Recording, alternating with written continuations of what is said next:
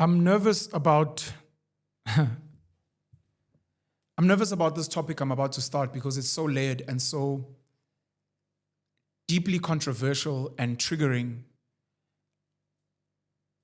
And even when I try to have this conversation with so many people close to me, I realize that it upsets people. People are ignorant. And people have got so many varied and diverse thoughts around it. The colored community in South Africa is almost the physical, literal representation of the diversity of this country, the diversity of all the different nations that have come into South Africa, the divisive nature of South African politics, our history, and a forgotten people. I have a very soft spot for the colored community in South Africa because by and large, they seem to have been forgotten. When you listen to the stories of our history, we hear a lot about the role of black leaders, struggle heroes, liberators. We hear a lot about white faces that were the oppressors, that were the colonizers. And in modern South Africa, of course, we see both. We see the black politicians, the ANC, Mkhonto weSizwe, EFF, and others. And then we see the white politicians, your DA, your Freedom Front Plus, and others. But it's almost like, but where are the coloreds? Where is this missing community of people that is actually so unique to this part of the world and so unique to what this country represents? Colored as a term is deemed a racial slur in places like America and the United Kingdom. Black people, Negroes, were called coloreds, almost like Kaffir and Kuli here in South Africa. Colored is a derogatory term. That's why even when Tyler, superstar from South Africa, who identifies as colored, says, I'm proudly colored, it would offend a lot of people there because of their history. In South Africa, there's a struggle today where people are trying to figure out, should we embrace being coloreds? Should we say, no, there's no such thing as colored, we're actually black, and the term colored was enforced by the apartheid government to divide black people. There are people that say colored is a culture. So you are culturally colored, but when it comes to politics, you are politically black. Today, we've got voices like Gayton McKenzie, we've got voices like Fadil Adams, Patricia DeLille, who are mainstream politicians who are meant to be the face of the colored issue, or the colored question, or the colored identity.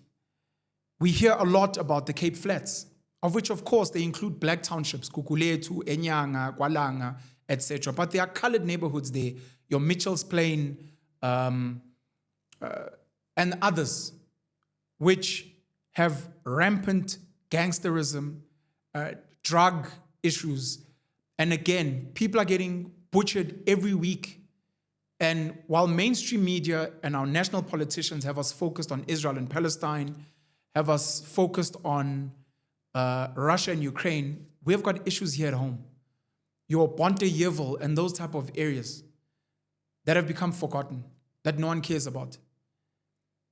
And colors play such a pivotal role in what is South African culture that it's crazy that we don't speak about them as much as we should.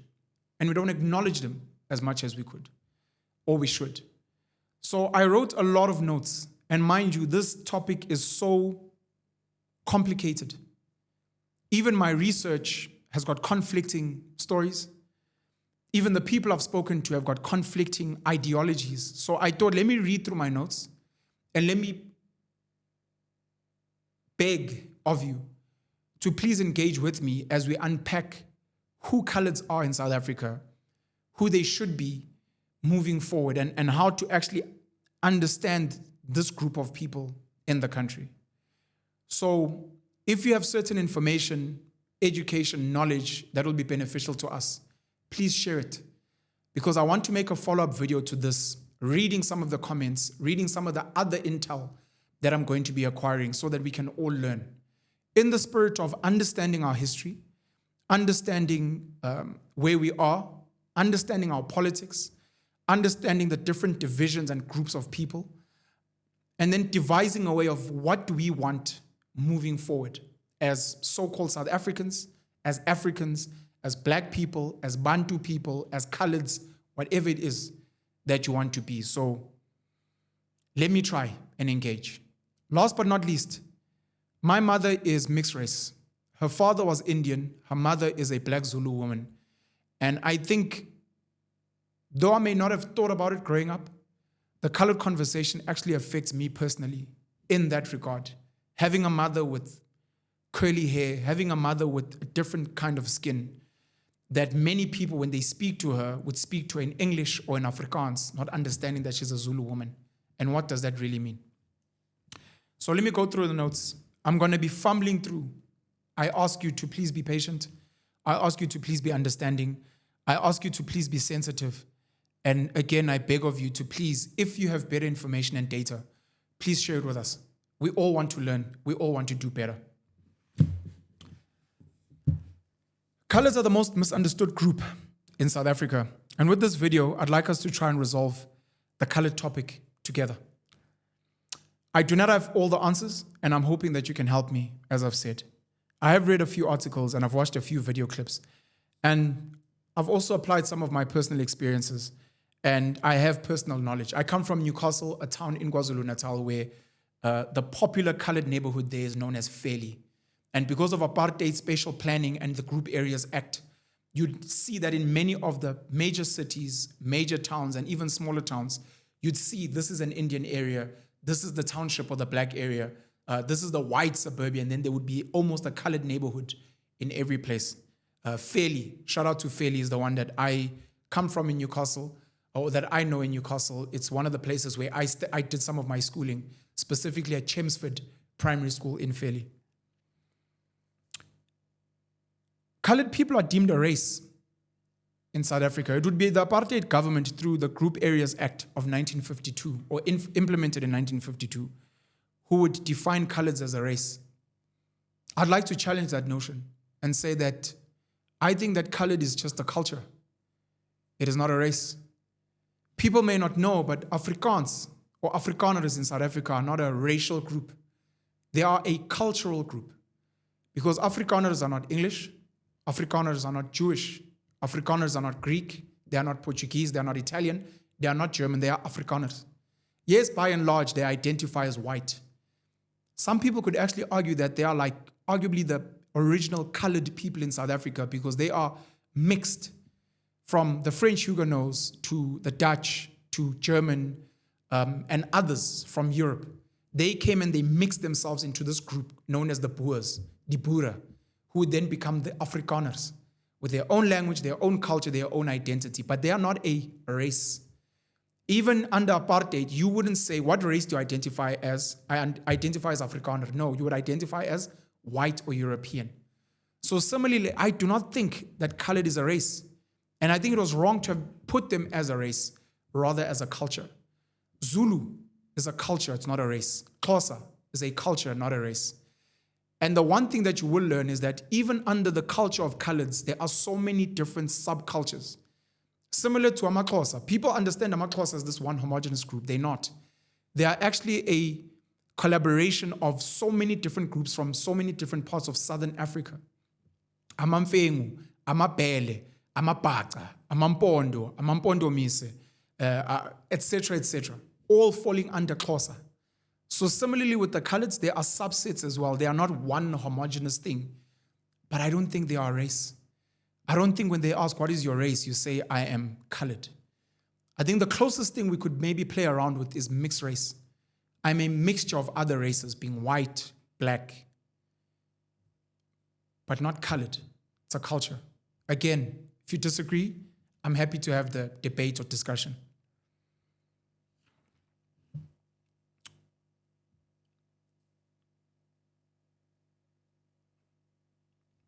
There's a breakdown now of the different colored cultures, and I'd like to introduce 5.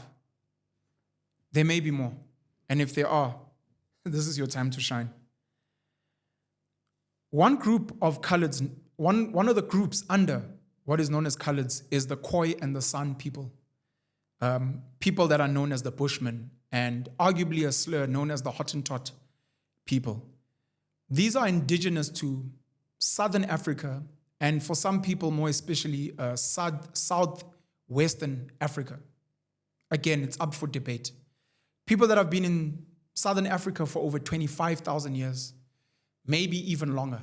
Some argue that they've been here for 100,000 years. Some argue that these are the people that were responsible for the cradle of humankind, and that there's a chance that the world or humanity started here. When we speak about the story of Adam and Eve, we speak about people that were born here at the cradle of humankind, or more specifically for some, Empumalanga, Inzalo Yelanga, the birth of the sun. And the Khoi and the San people, some would argue, were not real terms. As much as you'd say Khoi, as much as you say Kwe, or the Kwe people, or the Khoi people, some argue that Khoi and San are acronyms. KHOI for the Kaap Holland Orientated Indigens. Kaap being the Cape, Holland being the Dutch, orientated indigens. Orient arguably also from the Asian part of where they come from, or that they may be linked to. And the San people, SAN, standing for Southern African Natives. Whether this is true or not, I cannot say, but this is one of the arguments for where these terms come from, that people would then embrace as terms for the Bushmen or the indigenous Southern Africans. That is the one group. They have got leaders to this day. I know some of their languages are included in our coat of arms. And for many years, their leaders would protest at the union buildings in Pretoria.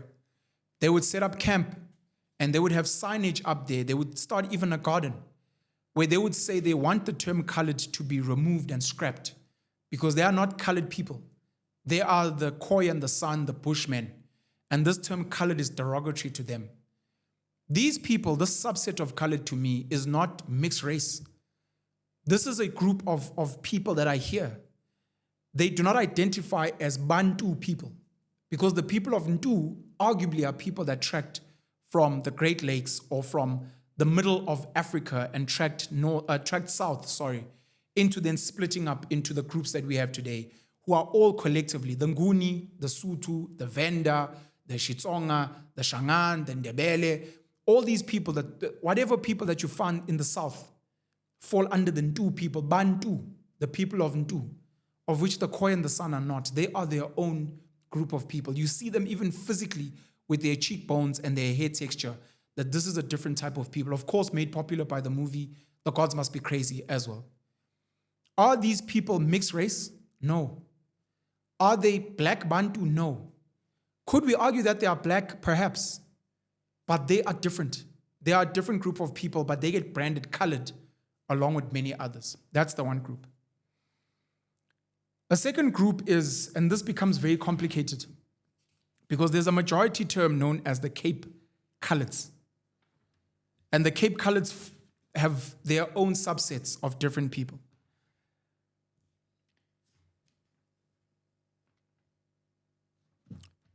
With the Cape Coloureds, you find Cape Malay from Indonesia.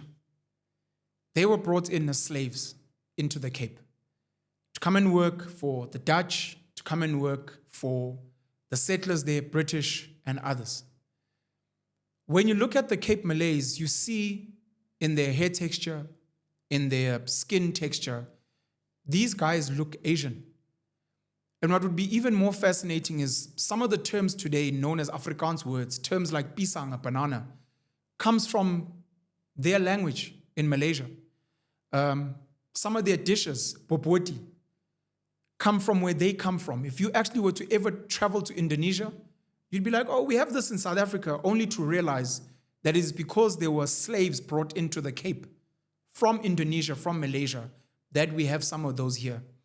They would also be the people responsible for bringing Islam into South Africa. And that is an entire conversation all on its own. The various leaders that taught Islam and spread Islam in the Cape to create this Muslim community, or a big part of the Muslim community in South Africa. That's why to this day, the Cape Malays, you look at the way they dress as Muslims. You look at the fact that many of them were protesting on behalf of Palestine against Israel, because they identify with the Muslim community. Their names, their surnames are Arabic. They teach Arabic, and some of them became scholars that would translate the Quran from Arabic into Afrikaans in South Africa. And those become the Cape Malays. Some of them, of course, would be bunched together with a mixing with some of the Dutch, a mixing with other Europeans and other people that would be brought into the Cape as slaves as well. But Cape Malay becomes one of the subsets of Cape Coloureds and of coloured people. This is in the Western Cape. We have mixed race descendants. Mixed race is black and white. It's the easiest. Now, we've got first generation mixed race. Trevor Noah, popular celebrity. Sasha Feinberg Mgomezulu, Springbok. Shoma Jozi, another one. Dr. Sizwe Mpofu Walsh, very popular podcaster, academic, and political analyst as well. These are first generation coloureds. Now, first generation is just first generation, but you get to second, third, etc. And many of them would be a mix of white and black. It could be British, it could be Dutch, it could be German, it could be Danish, it could be whatever. And they would come together and make children, and then those children would have children moving there on. Some of them would be the Dutch with the Khoi and the San, the Dutch or the British with the Cape Malays, or any other mix. And these become mixed-race people. As I said, my mother falls under this bracket because her father was Indian, her mom a black Zulu woman.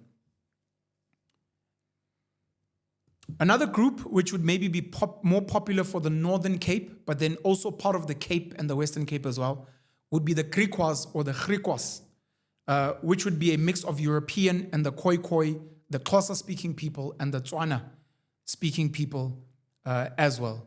They are not necessarily Cape-colored, but during apartheid, the Griqua or the Griqua people would realize that the Cape Coloureds were getting better treatment by the whites, and many of them would want to identify as Cape Coloureds.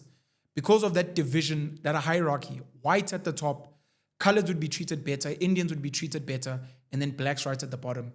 The Griquas or the Griquas, being more darker, would want to be identified with these people that are higher on the hierarchy. But the Griquas become another subset of arguably Cape Coloured or coloured as well.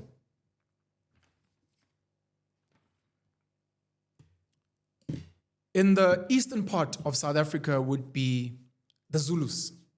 With the Zulus would be the settlement initially of the Portuguese, with Natal being the name meaning Christmas because they landed around Christmas. So Natal means Christmas in Portuguese.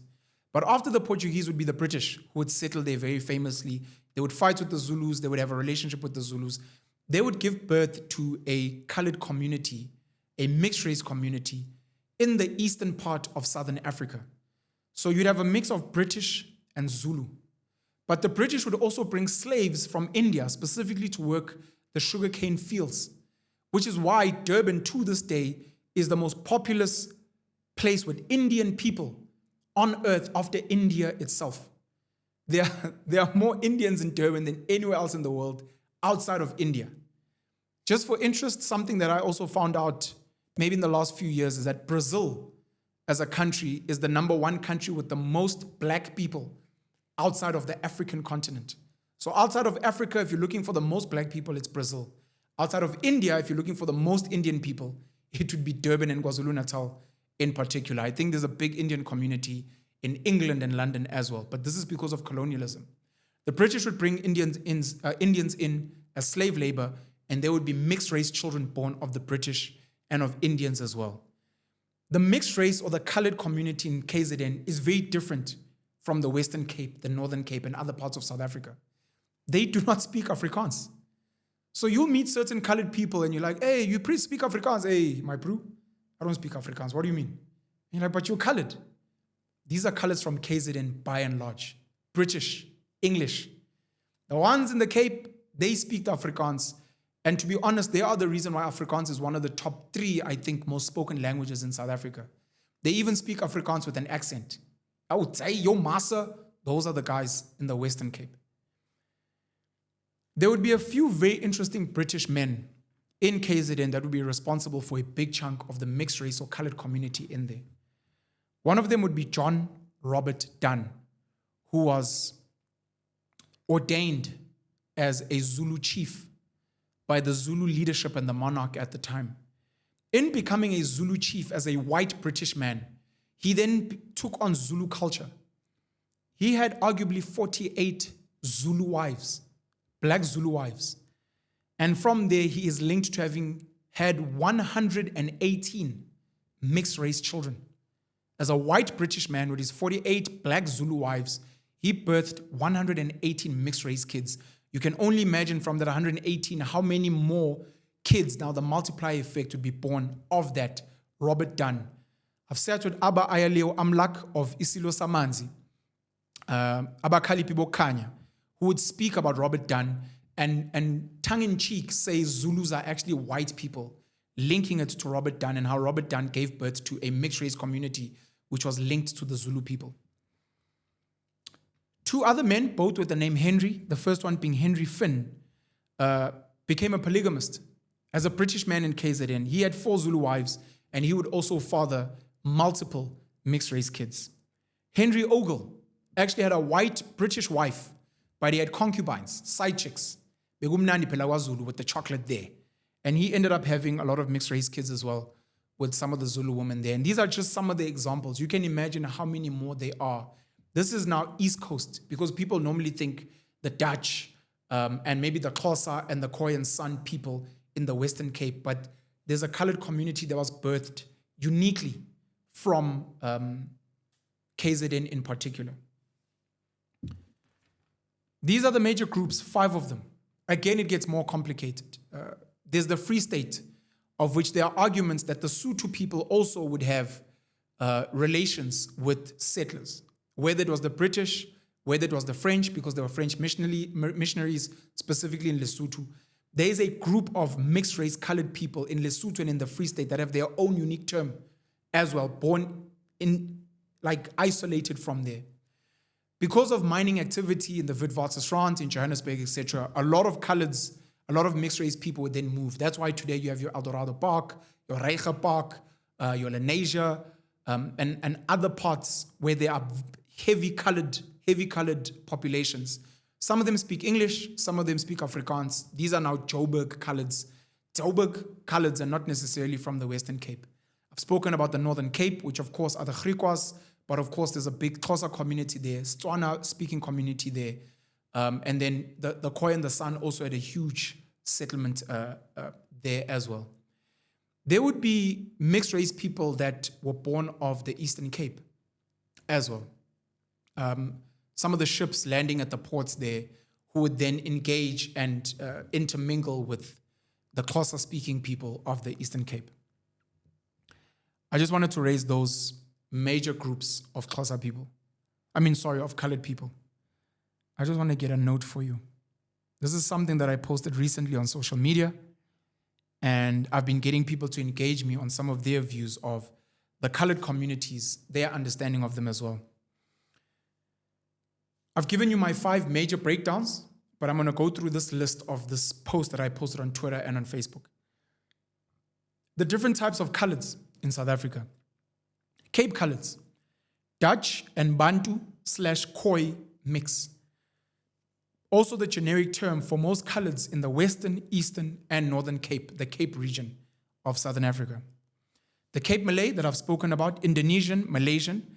What would be interesting is that they'd also add a mix of Indian, Sri Lankan, and Bangladeshi. Bangladeshis are also known as Bengali people. These were all Muslim people.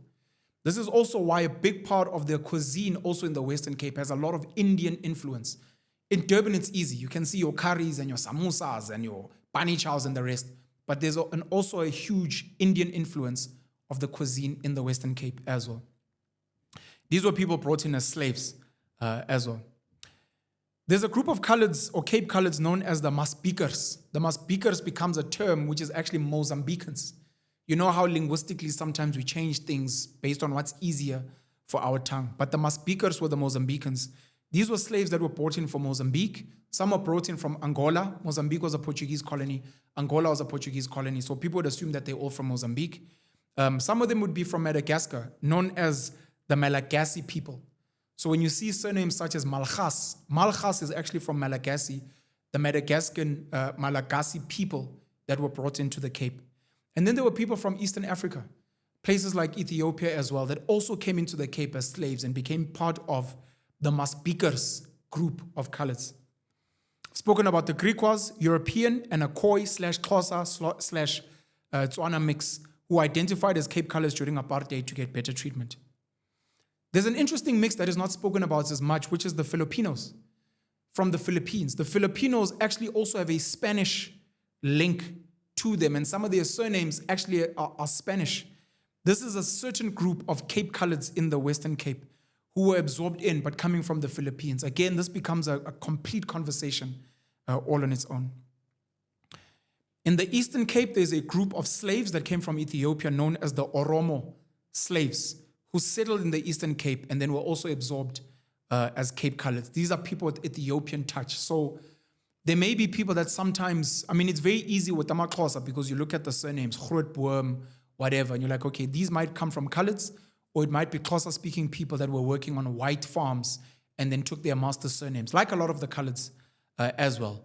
But then you look at some of the features, and some of them might be light-skinned, some of them might be mixed, some of them might even look arguably Ethiopian, etc. This is because there's actually proof that there were slaves from Ethiopia brought into the Eastern Cape who would mix with the Cape Coloureds, with the Xhosa-speaking people as well. The Khoi and the San, where I started in indigenous South Africans who are not mixed, but were forcefully grouped under the coloured term. Eastern Cape Coloureds, a mix of the Boer people, track Boers, who were moving from the Cape inwards, the Voortrekkers, who would then intermingle or procreate, have children with Xhosa and Khoi people that were living in the parts of the Eastern Cape at the time. And then the Natal Coloureds that I've spoken about, a British and a Zulu, or a British and an Indian mix who speak English. I think as I make follow-up videos, maybe TikToks, maybe having conversations or podcasts, I'll speak about some of the other groups that people write in the comments. The Oorlam, the Basters that people have raised. I've mentioned some of the groups that come from the Sotho people, etc. Some of the groups in Namibia, Botswana, etc., that fall under so-called coloured, to break down the different divisions. As I said, I do not think that coloured is a race. I think if we're going to speak race, we're speaking mixed race. The Khoi and the San are not mixed race. They are their own people. You could call them black. But then many of these others are mixed race. Coloured is more of a culture, but it's not a homogeneous culture. It is so different because, as I'm telling you, there are coloureds that were born from different parts of Southern Africa, having influences from many different parts of the world as well.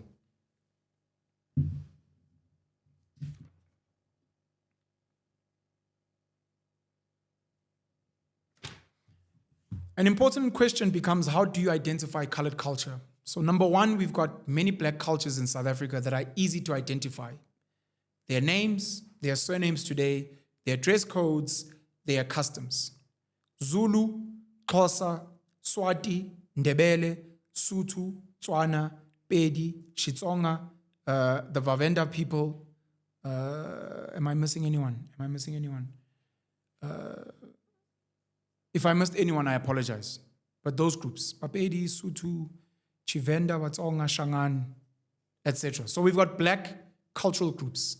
So if you're not belonging to that, or if you belong to that, it's easy. You're black, you fall under those Bantu groups. Of course, there's the white groups in South Africa. Big chunk being the English from the British settlers, another chunk being the Afrikaners, of which I've said they are like the initial mixed breed of French Huguenots, Dutch, German, and other groups that settled in the Cape and other parts of South Africa as well. Then you've got these mixed race people, but like, how do you identify them? There are the guys who dance and sing, there's the multicolored, there's the Muslims, how do you find them? So finding the links to certain races helps. If there's a link to Indian, you then need to figure out, is it Indians in Durban and KZN or Indians in the Cape? If it's links to Indonesia, Malaysia, Sri Lanka, Bangladesh, you're speaking Cape. If it's links to Ethiopia, you're probably speaking Eastern Cape. If it's links to arguably the French with the Sotho, then you're probably from that area. If it's links to the German, you might be speaking more Namibia, because Namibia's got a big German settlement as well. And as I said, there's Filipinos as well who have links to the Spanish in that. So once you find the links to certain races, this gives you now an idea. First generation mixed race are the most difficult to identify. You see them in how they look. They don't look dark-skinned and black. They don't look very light and white. Sasha Feinberg Mgomezulu, Trevor Noah, Shoma Josie, Dr. Cesium Walsh. What culture do they fall under? And this is one of the conversations I've had with People like Miranda Ntshangase, who's also first generation. She is a musician, an actress, and a artist manager and production company owner in South Africa. And with Sizwe Mpofu-Walsh to say, what identity do you fall under? Sizwe Mpofu-Walsh has got a Xhosa father and he's got a British mom. Trevor Noah's got a Swiss father and a Xhosa mom as well. Shoma Josie, I'm not sure where the white link comes from, but then there's a black link, I think either from the Venda or the Tsonga people, somewhere in Limpopo. How are you raised? DJ Waras, who I've said with many times, who identifies as Zulu, looks what we would term as colored, as mixed race.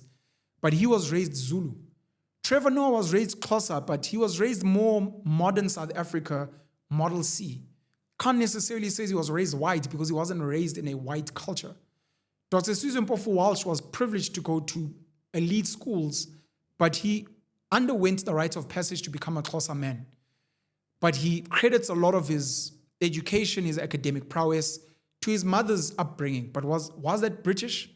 Not necessarily, because he's got a lot of issues with British colonialism and some of the forces and white supremacy in South Africa. So how do you wrap your head around that? May not necessarily be South African, but you look at examples like Drake, one of the greatest rappers of all time, who's got a white Jewish mother and a black American father. You look at people like Doja Cat, whose father is South African, black, mother is a white Jewish American woman. How are you raised and which culture do you then adopt, especially as first generation? Many Coloureds are mixed race, you can see them, but then they speak Afrikaans. And I say this because there are black people, dark-skinned people who speak Afrikaans. And once you speak to them and you listen to their accent, you ask, are you colored? And they're like, yes. How did you know? Because most people think I'm black. And you're like, yes, you look black, African, but then I heard you speaking. Number one, you're speaking Afrikaans and not English.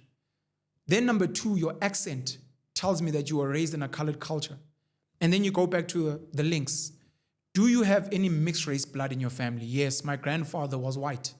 My great-grandmother was mixed race. Over the generations, my grandfather, my parents, they would mix more with more black people, which is why I'm more dark-skinned. One of the faces of politics today, Gayton McKenzie, has got a black Sotho mom and a mixed race father. And he identifies as colored because of how he was raised and the culture and the grapple of Afrikaans, etc., etc. Not a grapple, but that he identifies Afrikaans as one of his main languages. Links to Islam, specifically in the Cape. Mixed race. Trevor Noah, Sasha Feinberg, Shoma Josie. Are they Muslim? No. Sizwe Mpofu-Walsh is Muslim, but his story is unique because he tells you I was not Muslim. I converted to Islam because of my wife. My wife is Muslim, and before we decided to get married, I made a conscious decision that I want to convert to her religion. So he wasn't raised in Islam. He's not from the Cape.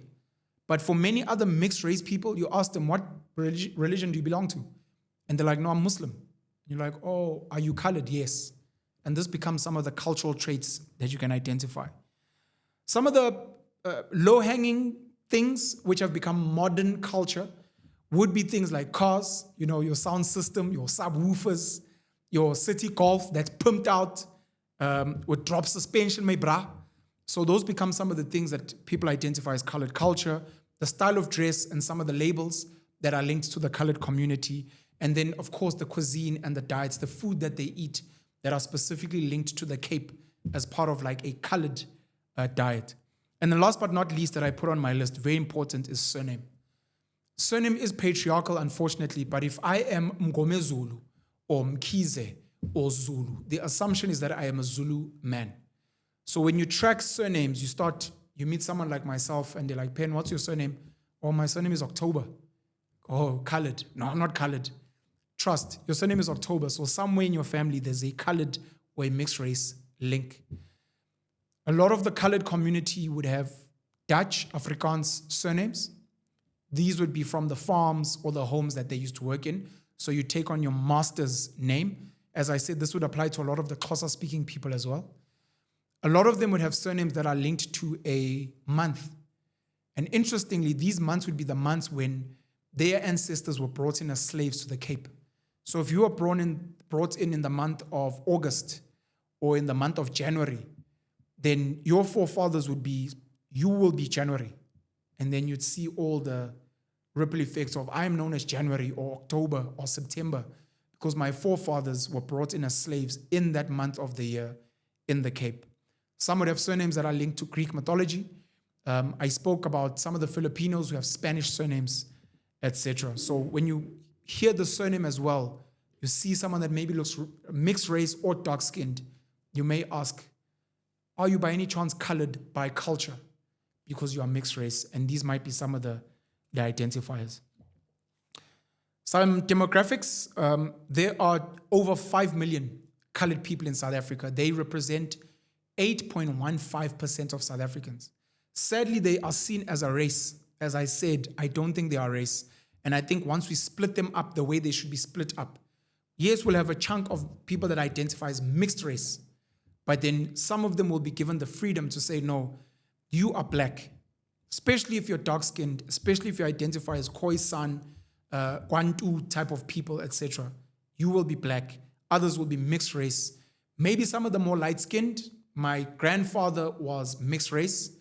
I am mixed race, but I've got children with a white woman. So my kids are very light-skinned.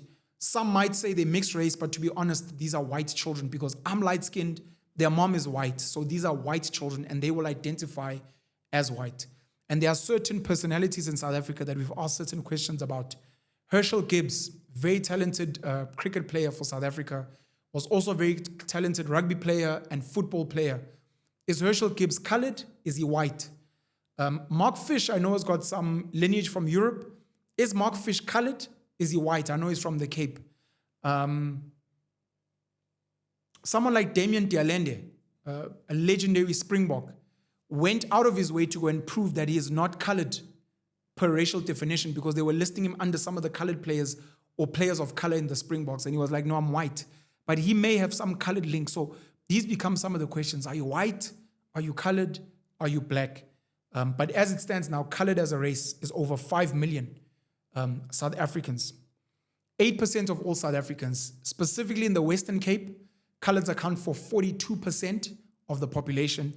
In the Northern Cape, also just under 42% of their demographics there identify as colored.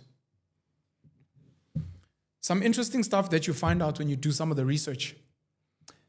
The first interracial marriage in the Cape, formally known or formally documented, was between a lady called Krotoa. I'm probably pronouncing that wrong. Krotoa, who was a Khoi servant woman. She was also an interpreter between the Dutch and the Khoi people. She married a man known as Peter Havgaard. Peter Havgaard was actually from Denmark, a Danish surgeon. The Dutch gave him a name. They renamed him to Pieter van Meerhof, and they renamed Ukrotoa to Eva van Meerhof, which I find very interesting. The first interracial marriage, that first lady of Khoi, black, would be named Eve, like the first woman, Eva. And then her husband, Peter Havgaard, would be renamed Pieter van Meerhof. She would be Eva van Meerhof. They conceived 3 mixed-race children, and because of that, Krotoa is, in some spaces, known as the mother that gave birth to the colored community in South Africa. I found this very interesting. The Griqua people, also some trivia, are derived from the Charia Guriqua.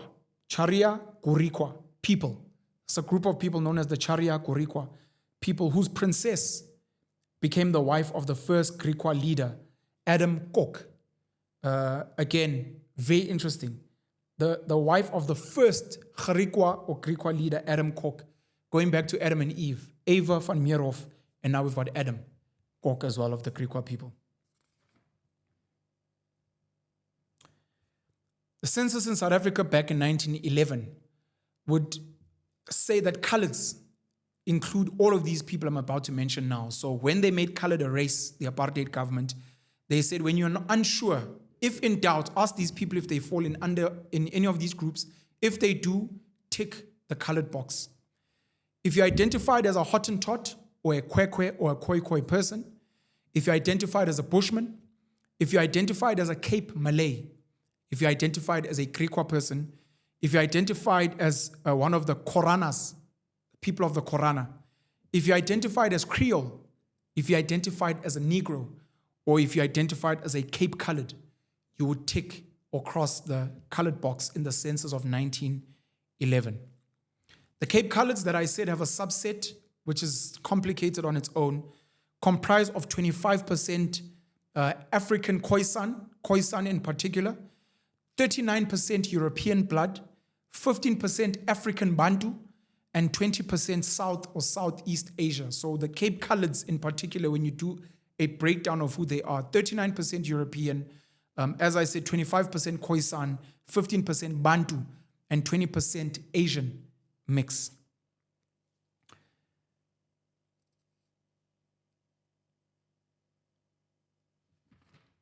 And then as I close off, I want to give a shout out to some of the more popular South Africans that are known as Coloureds.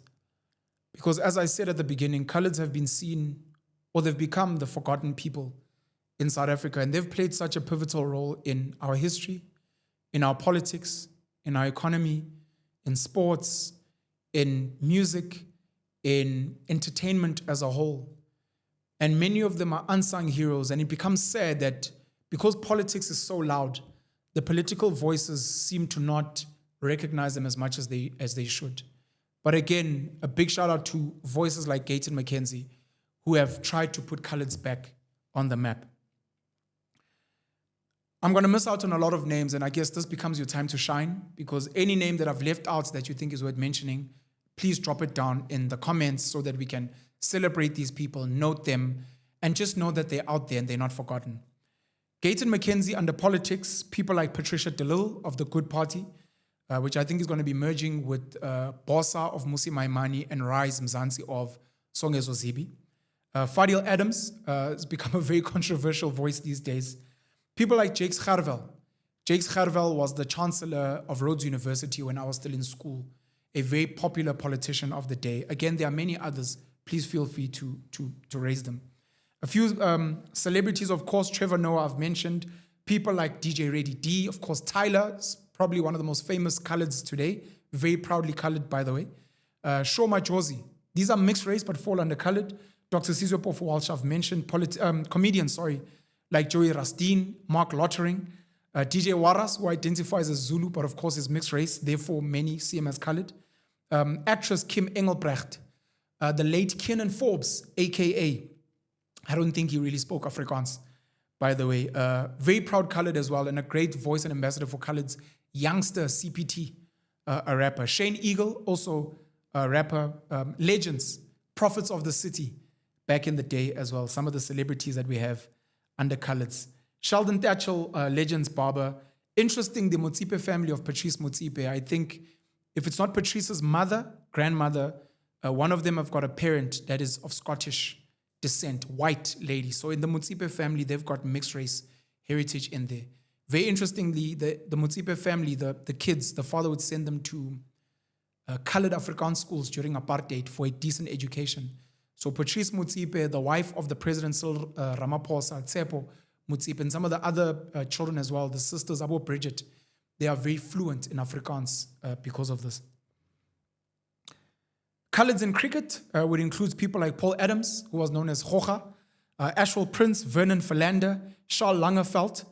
As I said, I don't know if Herschel Gibbs is deemed colored or not. Wayne Parnell, JP Duomini, and one of the legends that people may not know, Omar Henry. Colored people in football, outside of SAFA President Danny Jordan, another polarizing and controversial figure.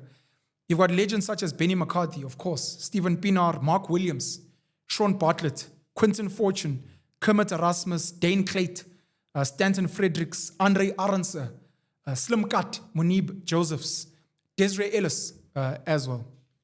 And then my favorite sport, of course. And here I came up with obviously a lot of names because I love the sport. And I'm going to read them as quickly as I can. Brian Habana, Wayne Julies, Brayton Paulser, Eddie Andrews, Cheslin Colby, Ricky January, Chester Williams, Rudy Page, Ashwin Willemse, Kurtley Arendse, Damian Willemse, Kanan Moody, Juan de Jong, Marvin Uri, Manny Libok, Sasha Feinberg, Ngomezulu, mixed race, Conrad Jantjies, Warwick Galan, Zayn Kirchner, Herschel Jantjies, Nazam Kar, and the first player of color to play for the Springboks, Errol Tobias, legend. Again, I know I've missed out on a lot of other names, but it's just to give you guys like a snapshot of how influential and how powerful Coloureds have been in this country. The Springboks just recently have had an amazing run under Rassie Erasmus with their captain Siya Kolisi. But specifically, the winning of the back-to-back World Cups, the thrashing of the New Zealand All Blacks, and setting record scores. When you look at the makeup of the team, there were a lot of Coloureds there. Your Grant Williams, your Manny Liebok, your Damian Willems, your Kanan Moody, your Cheslin Colby, your Kurtley Arendse, and whoever else I'm forgetting, I apologize. Even though he's always injured, I need to give a shout out to Joarno Augustus as well. I would post on Facebook, on Twitter, I would make videos on TikTok saying, Coloureds are the kings of rugby. And it would be crazy how much backlash I would get from that. From white people saying, no, we're celebrating the Springboks. Why would you make it about Coloureds? And from black people saying, yeah, but Coloureds are gangsters and thugs and they sell drugs. To show that even Coloureds, when they are doing amazingly well, still get bashed from different groups. Recently, we've had controversies. The guys at Open Chats raising things like Coloureds sleep with their siblings, that they are just known for drugs and the like. Of course, they've got issues. And this became a conversation which I'd also raise in videos around how Coloureds have been forgotten. And, you know, to take a group of bad Coloureds and then paint all of them with a bad brush is similar to taking corrupt politicians and saying all black people are corrupt and incompetent and all of them are tenderpreneurs and all of them loot. All Zulu people are taxi owners and they beat their women and they're polygamists. That's wrong. And even when I would celebrate Coloureds and say, Coloureds are the kings of rugby, people would come in and find issue with that. Open Chats opened a can of worms, and many people would come to the fore and speak, to a point where Gayton McKenzie found himself in hot water, and then he'd come and sit with me on the Convo channel on YouTube, and I'd ask him about this, how he feels about it. Racism within the coloured community, where he'd speak about colorism within Coloureds, where the light-skinned Coloureds get treated better than the dark-skinned Coloureds, even in the same family, where Coloureds are racist to black people. This is a known thing. Again, not all Coloureds, but some Coloureds, where there are Coloureds that want to be seen as black, but there are Coloureds that want to be seen as coloured.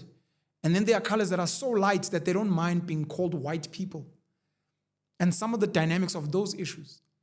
Recently, we had a bullying incident at Milnerton High School with a boy who's such a fantastic rugby player, Brent Davids, and other top rugby players there were part of the bullies bullying this young black boy. And it became problematic in particular because it was a bunch of colored boys, I think with a black boy, who were beating up a younger black boy to say, you see, Coloureds are racist. Where's Gayton McKenzie now? Where are the Coloureds now? A forgotten people, an unappreciated people. Sometimes I'm a Xhosa, tongue-in-cheek, you know, when we're giving them a shout-out, speak about how they are carrying South Africa on their back. Siya Kolisi, captain of the Springboks. At a time, Zozibini Tunzi, who was Miss South Africa and Miss Universe. Trevor Noah, who's half Xhosa, etc. To be like, hey, I'm a Xhosa working overtime to carry South Africa on their back. White people, of course, the Springboks, big Afrikaner community that is pivotal in the success of our rugby, that is pivotal in the success of our cricket, the Proteas, including English South Africans. A lot of English South Africans are very big in cricket as well. AmaZulu, where they are powerful, also raise their voices. But it's like we can't celebrate Coloureds when they are doing amazing things in football, in cricket, in rugby, in entertainment, in business. And this is a conversation we need to have. And in the conversation, coloured people need to lead us, or the people that are seen as coloured, the people that are seen as mixed race, the people that are part of the legacy and the heritage and the lineage of the groups that I've spoken about today, to ask, how do you guys want to be split if you want to be split? How do you guys want to be identified? How do you guys want to be acknowledged in society, politically, economically, historically, and otherwise? And how do we make sure that you guys are seen, are acknowledged, are celebrated and appreciated by everyone? As I said, this is a sensitive spot for me because my mother is mixed race. Her whole paternal side, beautiful family that I've met, have got Indian and mixed race heritage. They are Indian Muslims in my mother's side of the family. My mother's surname is Amin, by the way. Her name, one of her names is Alina. Her sister as well, Sakina, also mixed race because of their dad. Then you visit my family, a big part of them in Johannesburg, some in Pietermaritzburg. They are Indians, they are so-called Coloureds, they are mixed race. My children and some of their mothers are mixed race, whether Indian, there's a white link somewhere, etc. And we don't really know what's really going on. Some of the guests I've sat with, some of the people who are my friends, etc. You look at the texture of the hair, you look at the color of the skin, you listen to how they speak, you ask where they grew up. Again, a big shout out to Fairley, the colored community where I come from in Newcastle. A big shout out to some of the families that are known there. The Wells family, the Finn family, the Robson family, and others that I may have forgotten, the Heathcote family, etc., who are part of my heritage, the Steyn family, the East family as well, that I've got such a beautiful relationship with, the Bentleys.